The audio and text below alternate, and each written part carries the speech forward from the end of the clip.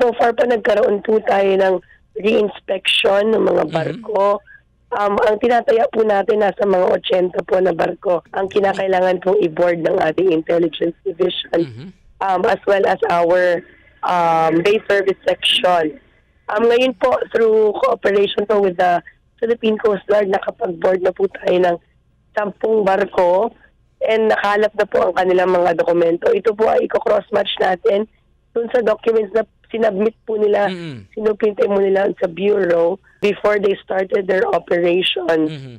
Kung may makita po tayo ng mga violation, then meron po mga karampatang parusa or meron po silang nakakalap yung mga cases kung sakali po na may makita tayo na violation. So far po, actually dun sa 10 po, there are 2 vessels na Filipinos po, fully manned ng Filipinos. The rest po ay mix of foreign nationals and Filipinos. Yung mga sinabit po nitong mga barko po nito initially ay dito po nakalagay yung mga nationalities ng kanilang mga trabahante. Yes, tama po kayo dyan. And dito po sa mga listahan po na ito, may mga Chinese nationals po, tama po ba? Yes, karamihan po Chinese nationals. Although there are also some other nationalities doon, but mostly po Chinese nationals. Yung mga foreigner in general po na kasama doon, allowed po ba silang bumaba ng barko at mag-happy-happy? Kung sila po ay may karampatang visa, then yes po, pwede po silang mag-disembark.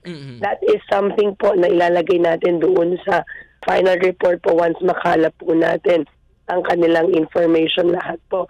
If they have, halimbawa po, a 9G working visa and they have, it's valid, then technically po, they are employed in a Philippine-based company.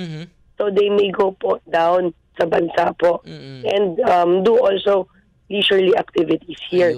But halimbawa po, wala po silang karampatang visa, then they are not allowed to disembark the ship. Doon po sa mga initial documents, ma'am, dito po ba nakalagay kung may visa, working visa itong mga foreign nationals or wala po? Doon sa initial documents po natin, makikita po natin yung entry status nila.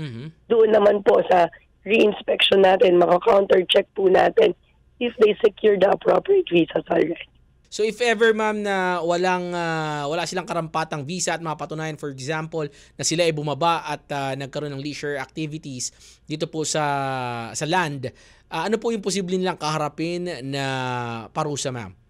Ayoko lang po siguro pangunahan ng ating legal division, but definitely po there will be punitive action for foreign nationals po who have violated the Philippine Immigration Act. Ngayon pong pansamantalang ipinatigil po ni Pangulong Marcos ang reclamation activities.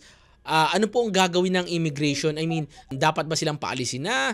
Hold lang ba dapat sila dyan? Ano po ba yung mga restrictions?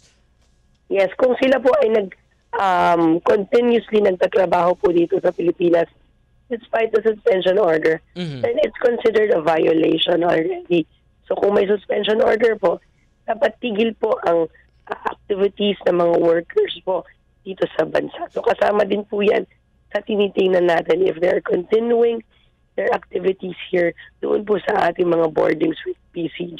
And yung mga, kumbaga, tigil sila na activities and yung mga may visa, pwede pa rin bumaba kahit po tigil activities sila? They are not required. They should not work po.